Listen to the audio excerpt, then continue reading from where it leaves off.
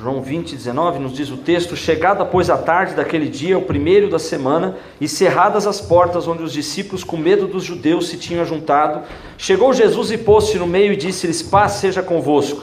E dizendo isso, mostrou-lhes as suas mãos e o lado, de sorte que os discípulos se alegraram vendo o Senhor. Disse-lhes, pois, Jesus outra vez: paz seja convosco. Assim como o Pai me enviou, também eu vos envio a vós. E havendo dito isto, assoprou sobre eles e disse-lhes: recebei o Espírito Santo. Aqueles a quem perdoardes os pecados, lhes são perdoados, e aquele quem os retiverdes, lhes são retidos. Ora, Tomé, um dos 12, chamado Dídimo, não estava com eles quando veio Jesus. Disseram-lhe, pois, os outros discípulos: vimos o Senhor. Mas ele disse-lhes: se eu não vir o sinal dos cravos em suas mãos, e não meter o dedo no lugar dos cravos, e não meter a minha mão no seu lado, de maneira nenhuma eu crerei. E 8 dias depois, estavam outra vez os seus discípulos dentro, e com eles Tomé. Chegou Jesus, estando as portas fechadas, e apresentou-se no meio, e disse: paz seja convosco.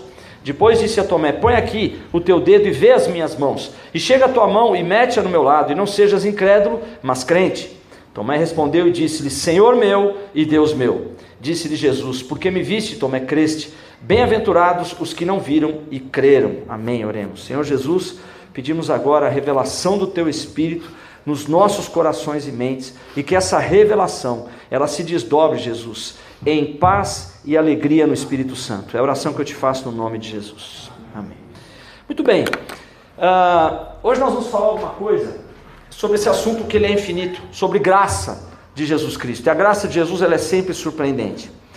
Existe uma ideia, um conceito que é falado, comentado nas igrejas, na sociedade, onde pensa-se que, ou defende-se a ideia, de que se você está em pecado, você não está em comunhão com Deus. São coisas muito subjetivas. O que é estar em comunhão com Deus? Deus a gente não vê ele fisicamente, mas o que é comunhão com Deus? Mas independente da profundidade desse conceito, essa é uma ideia recorrente, alguma coisa que nós nos vemos às vezes confiando nisso, acreditando nisso ou deixando de acreditar. Mas se você está em pecado, a sua comunhão com Deus está rompida. Então existe um esforço no sentido de você recuperar essa comunhão com Deus. Então você precisa confessar os seus pecados, é o que se fala. Porque quando você confessa os pecados, aí a sua comunhão é restaurada. Mas espera aí, quantas vezes você peca ao dia? E quantas vezes você tem que fazer confissão de pecados? Não, toda vez que peca faz confissão de pecados. Mas se você esqueceu um, irmão, você cometeu uma batelada, uma metralhada de pecados aí na última hora, vai ter que lembrar todos eles. Se passar um em branco e você não lembrar, será que a tua comunhão não foi restaurada porque você esqueceu de um? E aqueles pecados que você não sabe que você está cometendo, que você está fazendo, você está cometendo alguma coisa ali que não é correto perante alguma instituição, e aquilo é um pecado, porque a Bíblia manda você honrar as instituições, as autoridades, então sua conexão com Deus está quebrada. Então como é que é isso? Existe um texto lá em Apocalipse, capítulo 21, onde faz uma relação de pecados daqueles que não vão entrar no reino dos céus. Eu vou chegar naquele texto lá e peço que você abra lá em Apocalipse capítulo 21, a gente vai ver rapidinho esse texto. Apocalipse 21, no verso de número 8, ele diz assim: mas quanto aos medrosos, eu estou em Apocalipse 21, 8, mas quanto aos medrosos e aos incrédulos e aos abomináveis, homicidas, fornicários, feiticeiros, idólatras e todos os mentirosos, a sua parte será no lago que arde com fogo e enxofre, e o que é a segunda morte. Existem algumas listas na Bíblia, algumas delas elas não estão numa ordem de importância ou prioridade, mas essa por acaso está. Então essa lista de Apocalipse, notem bem, ela está falando o seguinte: não vai entrar no reino dos céus. Em primeiro lugar, os medrosos ou tímidos, como está em alguma tradução. Em segundo lugar, os incrédulos. Vamos parar por aí. Mas então nessa relação fala que o medo e fala que a incredulidade são problemas seríssimos, são pecados seríssimos. Então se o nosso pecado, ele quebra a minha comunhão com Deus, estou dizendo que o seu pecado vai te colocar do outro lado do céu, mas estou dizendo que a sua comunhão, sua relação com Deus, então se o meu pecado ele quebra a minha comunhão com Deus, está na ordem daquela lista de Apocalipse, em primeiro lugar. Em segundo lugar, a incredulidade. Vamos ver isso na prática, como é que funciona. Isso que eu falei até então é uma ideia corrente, alguma coisa que talvez você acredite nisso e tenha todo esse esforço sincero de restaurar sua comunhão com Deus, mas vamos ver como é que acontece isso na prática.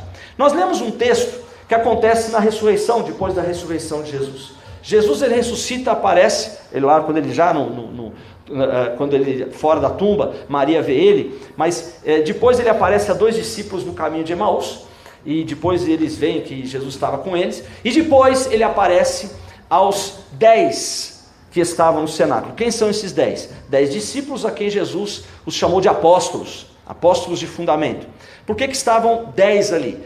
Eram 12, Judas o traiu e ele suicidou-se, sobraram 11. Só que nesse momento em que Jesus aparece no cenáculo, o que era o cenáculo? Era um aposento de uma casa, era um aposento como se fosse um refeitório, um aposento de refeições. Então eles estavam ali reunidos, vamos lembrar, Jesus tinha morrido lá 3 dias, e a gente vai ver qual é que era o sentimento deles aqui no texto. Eles estavam ali reunidos e por acaso não estava Tomé não estava aqui, ele saiu para fazer alguma coisa. Estavam 10 dos seus apóstolos, e Jesus aparece. Ele entra, cenáculo fechado. Por que o cenáculo estava fechado? Porque a gente leu aqui: chegada pois a tarde daquele dia, o primeiro da semana, cerradas as portas, os discípulos com medo dos judeus se tinham ajuntado. Então eles estavam dentro de um cenáculo, com as portas fechadas, porque eles estavam com medo, o sentimento deles. Só que em Apocalipse fala que o pecado mais grave na relação com Deus é o medo. Eles estavam com medo. Então, se medo quebra minha comunhão com Deus, Jesus estava vindo no lugar errado, porque tinham 10 pessoas lá dentro com medo. Jesus ele entra, ele não precisou abrir a porta, ele, um corpo glorificado, ele ultrapassou aquela parede e ele entra. Mas quem eram esses 10? Esses 10, não estava Tomé, mas Tomé ele se enquadra nesse grupo do que eu vou falar agora. Eram aqueles que andaram com Jesus por 3 anos e meio. Era aquele grupo, o pequeno grupo de Jesus, a quem ele ensinou, né? E eles vivenciaram, eles andaram com Jesus. A experiência que eles tiveram com Jesus era ímpar. Muito bem, Jesus alguns dias atrás, ele falou abertamente aos seus discípulos, falou assim: olha, é o seguinte, gente, eu vou para Jerusalém, eu vou ser capturado e eu vou morrer. Pedro falou assim: de jeito nenhum, não fala isso, Jesus, não fala isso, porque eu não vou deixar, contigo eu vou até a morte. Pedro, filhão, o galo vai cantar, antes dele cantar uma vez, você vai ter me negado 3. E Pedro naquele ímpeto, Jesus foi lá ao Getsemane, e ele foi lá com os 3, né? Quem eram os seus 3 que sempre estavam com ele? Pedro, Tiago e João, no barquinho, lembra da música? Os 3 com ele, e lá eles não conseguiram nem ficar acordados, enquanto Jesus estava lá agonizando, suando gotas de sangue. Aí veio o Judas com uma comitiva para prender Jesus. Pedro estava lá, e Pedro ficou tão irritado com aquela situação, com a ameaça que fizeram ao Senhor Jesus, que ele sacou da espada e ele foi acabar com um deles, ele foi cortar o pescoço. Só que o cidadão, ele foi mais rápido que Pedro, ele conseguiu abaixar a cabeça, foi só a orelha. Ou você achou assim: meu filho, deixa eu cortar a sua orelha? Não foi. Ele tentou arrancar o pescoço daquele homem, mas ele foi mais rápido e cortou a orelha. Jesus foi lá, curou aquele moço, pôs a orelha de volta. Então olha Pedro valente aí, olha Pedro aí. Mas prenderam Jesus. E a Bíblia registra, aqui nos evangelhos, que todos os seus apóstolos ou discípulos fugiram. Todos fugiram, menos um. Quem que era? Pedro. Aí Pedro foi acompanhando Jesus, entrou lá na casa do sumo sacerdote, e aí naquela noite fatídica, 3 vezes Pedro foi questionado, falou: você é um do que anda com ele, né? Ele é o seu mestre? Falou: não sei nem quem é, não sei do que se trata. 3 vezes Pedro nega a Jesus, e depois quando ele percebe que o galo canta, que a profecia de Jesus se cumpriu, ele sai chorando, triste, amargurado, depressivo, né? Ele sai daquele lugar. Pedro negou Jesus, gente. Pedro negou 3 vezes Jesus. O seu mestre, aquele que só fez bem a ele, negou. Olha que traíra. Fala sério. E os outros 10 fugiram. Então, se a gente fosse colocar numa régua, o que menos traiu Jesus aqui foi Pedro. Mas também Pedro estava nesse balaio. Os 11 fugiram de Jesus, negaram Jesus na hora que ele mais precisava. Agora Jesus aparece, não aos 11, porque Tomé não estava lá, ele aparece aos 10.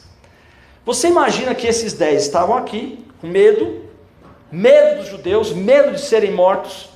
Agora talvez a maior causa de medo tinha entrado por aquelas paredes: Jesus. Porque acho que eles pensavam, pior do que a repreensão dos judeus, deve ser agora encarar o nosso mestre. Olha o que a gente fez. Olha o que a gente fez com o nosso mestre. E Jesus entra naquele aposento. Então vocês imaginam agora, Jesus entra lá, você é um dos 10. O que você vai imaginar que Jesus vai fazer depois que ele passa por aquela parede? O que você sentiria naquela hora? O que você fez dias atrás? Você traiu o seu mestre. Agora o seu mestre, ele aparece dentro do lugar onde você está. Pronto, prestação de contas. Estamos lascados. Agora Jesus, ele vai acabar com a gente. E Jesus entra naquele aposento. E lendo aqui o relato, a primeira atitude de Jesus, ele falou alguma coisa, que não foi cambada de traíra. Qual foi a primeira palavra que Jesus fala a eles? Paz seja convosco. Paz seja convosco não significa um boa tarde, boa noite, bom dia. Não é só uma interação social, que é uma ética quando você encontra alguém. Não.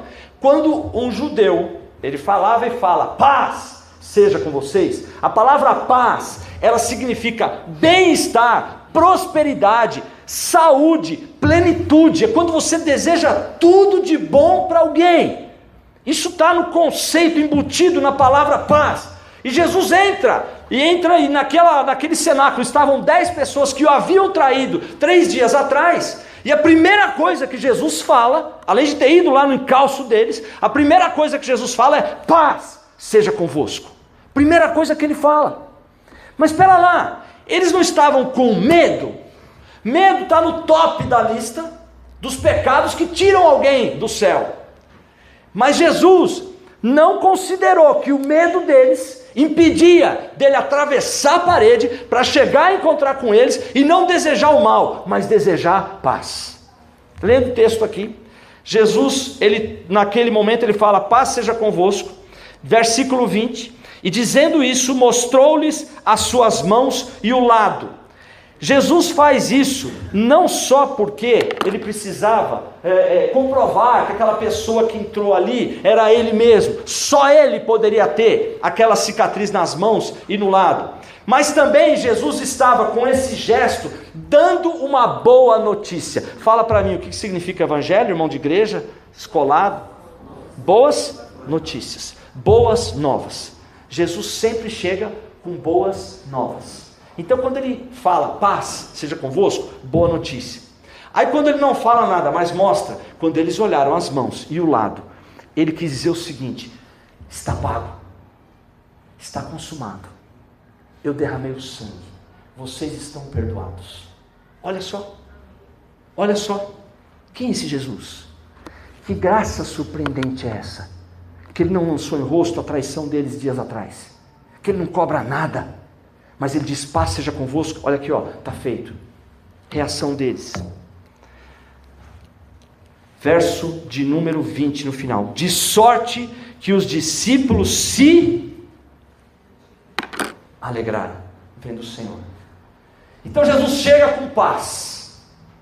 E pela maneira pela qual Jesus os abordou, a maneira que Jesus falou paz, Jesus mostra as mãos e o lado, aquilo provocou, causou neles, não um remorso, não um sentimento de culpa, de condenação, mas olha que interessante, a atitude de Jesus fez com que eles se alegrassem.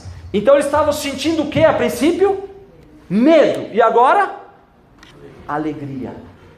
Jesus fala de paz e fala de alegria. Se você quiser anotar para ler em casa, Romanos 14, 17, diz assim, porque o reino de Deus não é comida nem bebida, mas justiça, paz e alegria no Espírito Santo. Então quando Jesus entra naquele cenáculo, ele estava ali, invadindo aquele cenáculo com a virtude do reino de Deus. E o que eles estavam se apropriando ali era do reino de Deus. E tem uma coisa, irmão, o reino de Deus, ele não começa quando o Brasil for para Cristo inteiro, ele não começa quando pessoas, houver um avivamento nacional, internacional, ele não vai acontecer quando a justiça social se estabelecer. Não, o reino de Deus começa dentro de você. O reino de Deus não é comida, bebida, mas é justiça, paz e alegria no Espírito Santo. Paz e alegria é algo que está dentro de você. E Jesus, Ele é aquele que dá, que Ele faz com que você possa beber do reino de Deus. Jesus chega numa festa religiosa, lá na festa dos tabernáculos, e Ele fala o seguinte: se alguém tem sede, vem a mim e beba. Ele não fala, se alguém tem sede, vem a mim, pega água e leva para o sedento. Não, se alguém tem sede, vem a mim, beba primeiro. Quando você vai para Jesus, o que Ele deixa você fazer e pede para você fazer, é que você beba dele. Quem crê em mim, como diz as Escrituras, rios de água viva fluirão do seu ventre. O que Jesus quer fazer é te encher primeiro. Sabe do quê? Do reino de Deus. O reino de Deus é paz e alegria no Espírito Santo. Foi o que aconteceu aqui. Jesus entra no cenáculo e fala assim: paz seja convosco. E eles, ao ouvirem a saudação de Jesus, eles se alegraram. Estavam com medo, mas receberam paz e alegria no Espírito Santo. Jesus, Ele colocou mais uma dose. Verso de número 21. Disse-lhe, pois, outra vez Jesus: paz seja convosco. Então Jesus não falou uma vez, porção dobrada de paz, graça. Para quem? Para esses 10 que tinham traído Jesus há 3 dias atrás, o abandonaram. Para esses 10 que estavam com medo. E Jesus em nenhum momento os confrontou por causa da sua traição e por causa do seu medo. Tá bom? Paz, paz. Aí ele fala o seguinte, no verso de número 21. Assim como o Pai me enviou, também eu vos envio a vós. Então agora Jesus, ele encontra-se com aqueles 10 que podiam ser os homens mais fiéis a ele, de todos os que o conheceram. Ele não somente os visita com uma palavra de paz e faz com que eles substituíssem o medo pela alegria.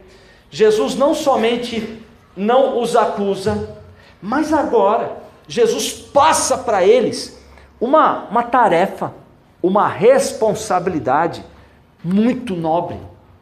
Ele diz assim: olha, assim como o Pai me enviou. Olha o chamado de Jesus, eles sabiam qual era o chamado de Jesus. Quão nobre era. Fala assim: agora eu envio vocês. Que isso? Olha o que Jesus estava fazendo. Ele estava agora dando uma responsabilidade para aqueles 10. Mas espera lá, o medo não rompe a minha comunhão com Deus? Sei lá, Jesus não mostrou isso. Espera aí, mas o meu pecado não me afasta de Deus? Ele não mostrou isso. Irmão, como é que o seu pecado se afasta de Deus se Ele já perdoou e morreu na cruz pelo seu pecado? Por que Ele vai trazer de novo à tona o seu pecado se Ele já lembrou dos seus pecados na cruz? Que negócio é esse?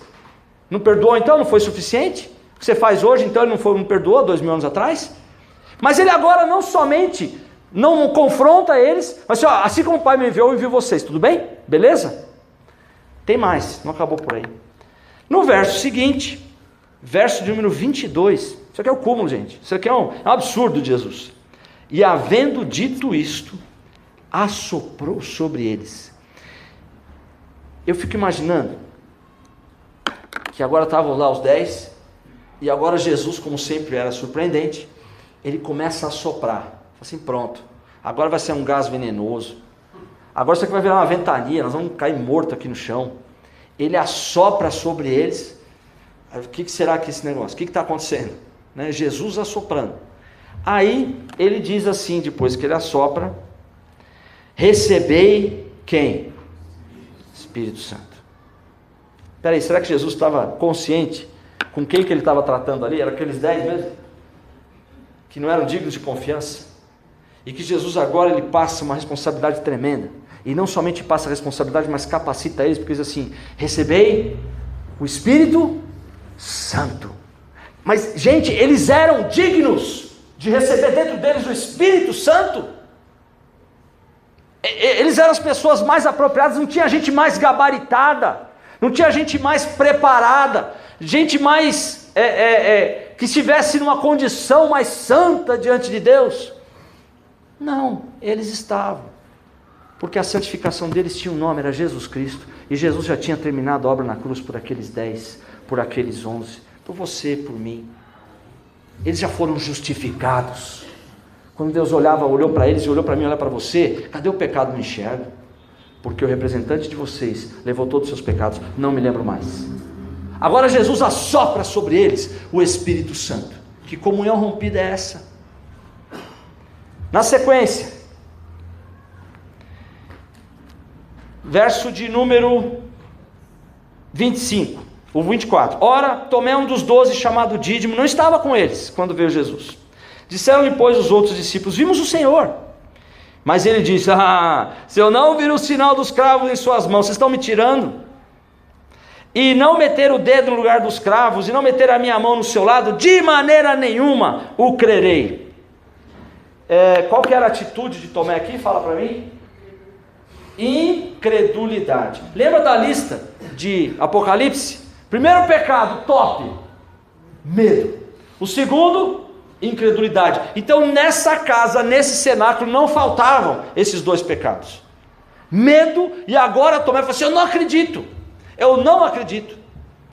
O que acontece? Diante dessa negativa de Tomé, 8 dias depois, Jesus entra de novo no mesmo local. Então, se a incredulidade me separa da comunhão com Deus, Tomé passou 8 dias desconectado de Deus, se isso fosse assim. Mas, passados aqui 8 dias, verso 26, e 8 dias depois, estavam outra vez os seus discípulos dentro, e com eles Tomé.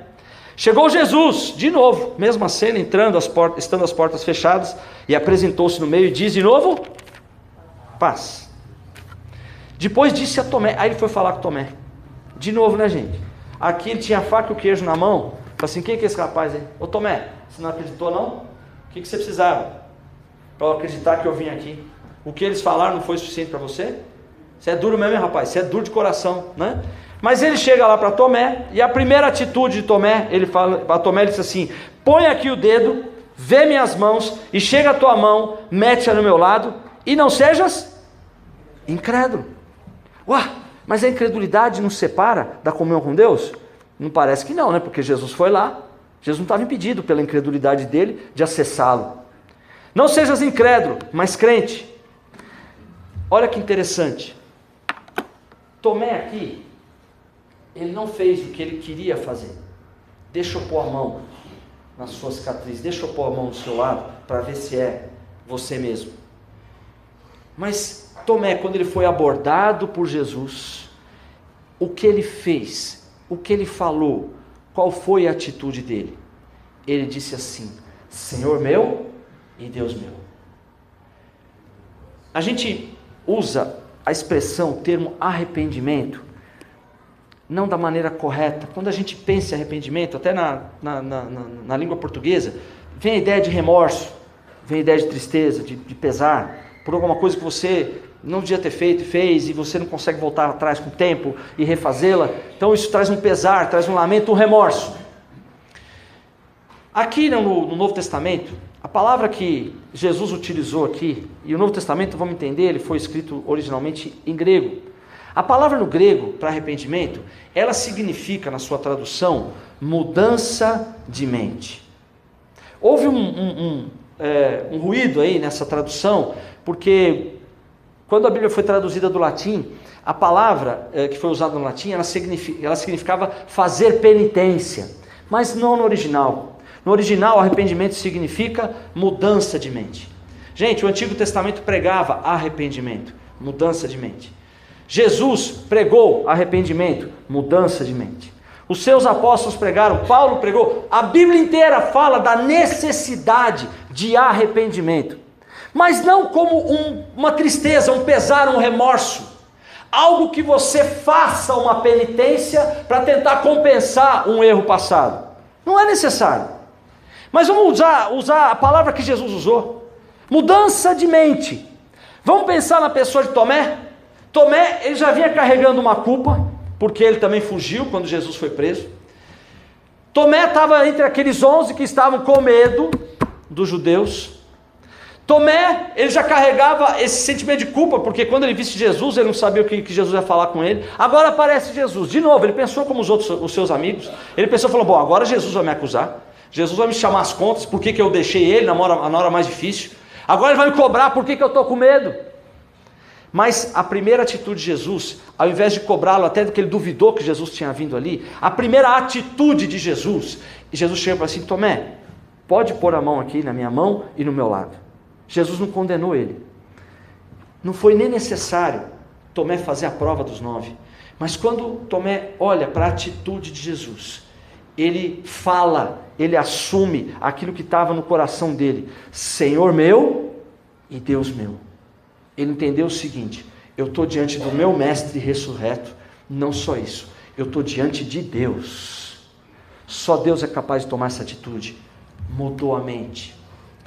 Lembra lá do Zaqueu, publicano, que ele era completamente, não tinha qualquer amor aos seus compatriotas, ele extorquia, ele trabalhava para o império em detrimento do seu povo. Ninguém queria saber de Zaqueu, do seu povo. Ele estava isolado de qualquer festividade judaica, de qualquer ajuntamento judaico, mas ele preferiu trocar tudo isso por dinheiro, ficou rico, fez fortuna.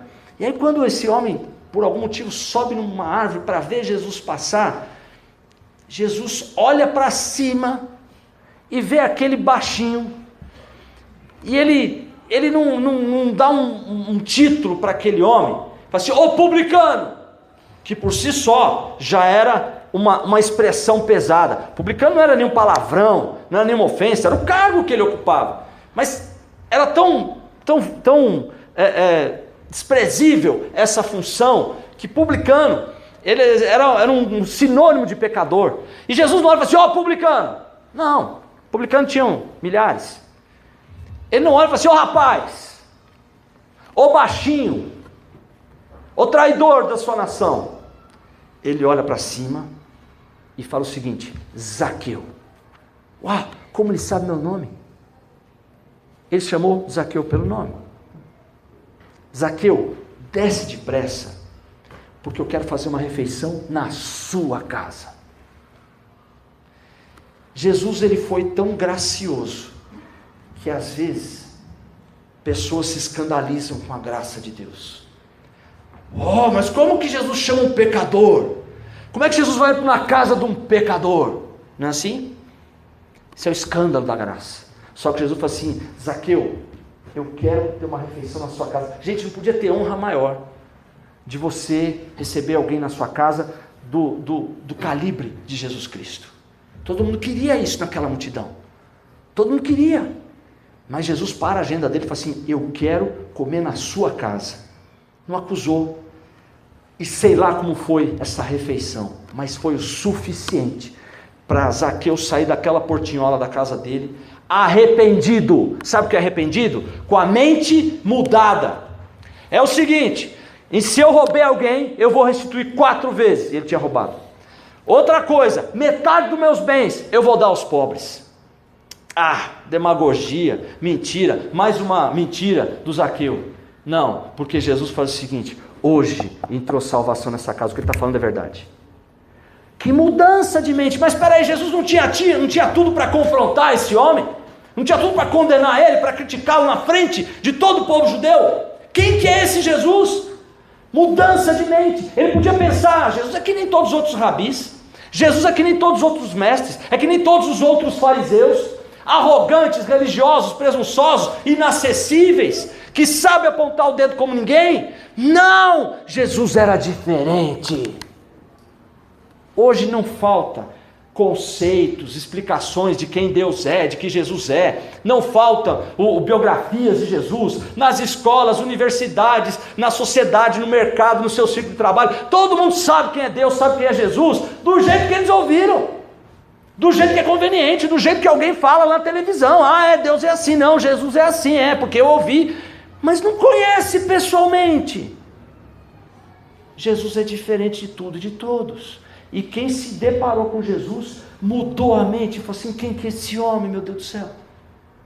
Uma mulher, pecado, adulterando, deitando-se com o marido de outra, dava pena de morte. Pegaram aquela mulher, flagraram aquela mulher, os religiosos de plantão, pegaram aquela mulher naquela situação vergonhosa e levaram lá para o mestre. Ele não é mestre? Jesus não é rabi? Então o mestre tem essa função. Mestre tem que apontar o dedo, mostrar que está contra a lei e executar o que a lei manda. Ora, pega em adultério, apedrejamento. Qualquer mestre de Israel já podia ter determinado que aquela mulher fosse apedrejada e morta. Qualquer mestre que foi lá apanhar essa mulher no adultério, já podia ter sentenciado essa mulher lá na câmara em que ela cometeu o adultério. Por que eles foram levar para Jesus? Porque o interesse daqueles mestres não era o bem de ninguém, não era o respeito à lei de Moisés, eles queriam ver Jesus perdendo a popularidade que tinha roubado deles. Eles sabiam qual que era a posição de Jesus. É por isso que eles foram lá tentar colocar Jesus numa saia justa. Falaram assim: mestre, mulher pega flagrante adultério, a lei de Moisés fala que tem que ser apedrejada, e tu que dizes? E aquela multidão lá. Jesus não fala nada, fica escrevendo lá na pedra. O chão era de pedra, né? Pedras. Aquele portão era o portão das mulheres, que era chamado, e sempre quando tinha alguma coisa que tinha que ser julgada, era levada ali naquele portão, e os rabis julgavam ali, e tinha-se o costume de você escrever no chão, nas pedras, qual que era o mandamento que foi quebrado, e eventualmente colocar o nome da pessoa que estava quebrando aquele mandamento, né? Mestre, tu que diz? Jesus não fala nada, ele se abaixa e fica escrevendo lá nas pedras. Olha só, gente, eles estavam trazendo aqui a lei que foi escrita na pedra, não foi? Deus escreveu nas pedras. Eles estavam trazendo o que foi escrito nas pedras, que Moisés trouxe lá do Sinai. Eles estavam confrontando o autor do que ele escreveu nas pedras. E Jesus ali escrevendo, não fala nada. Eles cobram: Jesus, não vai falar nada aí, como é que é? Né? Não tem a menor ideia o que Jesus escrevia nas pedras. Tem uma linha de estudiosos que fala o seguinte: de novo, isso não está na Bíblia, especulação, pode ser como pode não ser, né? Mas como já tinha o costume de escrever na lei qual o mandamento que foi quebrado e o nome de quem estava lá, eu não duvido nada que Jesus escreveu aquilo, foi desde o primeiro mandamento até o 10º, né? E ali estava trazendo a mulher, estava trazendo lá a fulana, que eu não sei o nome dela, mas pode ser que ele escreveu assim: não adulterarás, o nome da fulana, o nome do fariseu que estava lá, o nome do José, do Simão, da Raquel, e foi escrevendo ali. Pode ser que enquanto ele escrevia no chão, estava escrevendo o nome das pessoas que estavam lá e que tinham mandamentos quebrados. Aí, não sei, gente, se foi isso, especulação, mas se foi, ia ser legal pra caramba. Eu vou perguntar o que ele escreveu lá. Se foi, aí ele falou: tá bom, então quem não tem pecado, atira a primeira pedra. Se o nome dele estava lá, Jesus sabia de tudo, falou assim: é melhor não atirar, porque se atirar eu vou ter que ser apedrejado depois. Mas ninguém atirou a pedra. Mas o que Jesus fala para essa mulher? Mulher, cadê aqueles que te condenavam? Tem ninguém, Senhor? Primeiro que quando Jesus pergunta isso para ela, quando Jesus dirige-se a ela, fala assim: pronto, agora ele vai acabar comigo. Esse homem é santo, eu sou pecadora. Esse homem vai acabar, vai me deixar lá no pó. O pecado que eu fiz, coisa feia.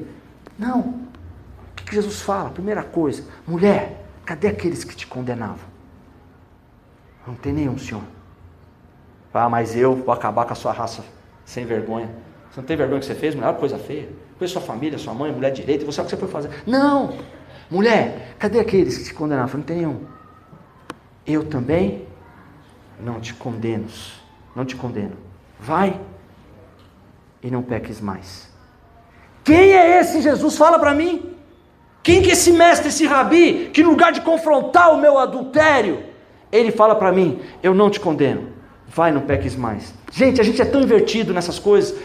Igreja, religião, ela fala o contrário. Sabe o que diz as igrejas, religiões, e nós nos incluímos nisso? É o seguinte: vai, não peques mais, não peques mais, aí eu não vou te condenar.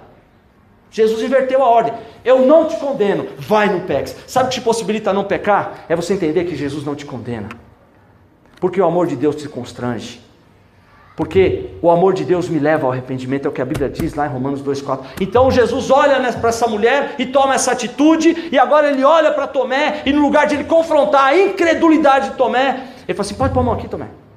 Senhor meu e Deus meu. Isso é arrependimento, mudança de mente. Sabe o que acontece cada vez que você vem aqui, que você vai para uma igreja, para a sua igreja, escola bíblica, seja o que for, toda vez que você ouve a Bíblia, você passa pelo processo de arrependimento, que não é tristeza, mas é quando você conhece um pouco mais de Jesus, você tem um conceito novo a respeito dele, e você conhecer um pouco mais de Jesus, você vê que essa graça, ela é surpreendente, ela não se esgota, e que ele te ama e nada te tira da comunhão dele.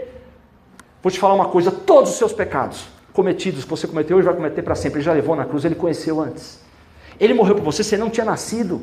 Ele não te conhece hoje, ele te conhece antes da fundação do mundo. E ele levou todos os seus pecados. É esse o Jesus da Bíblia. A Bíblia chama a história de Jesus, o Evangelho, de o Evangelho da graça de Deus. Se algum homem, ou mesmo eu, vier trazer um peso para o seu ombro aqui, mesmo com a Bíblia aberta, não aceita não, porque você não vai ver isso em Jesus Cristo.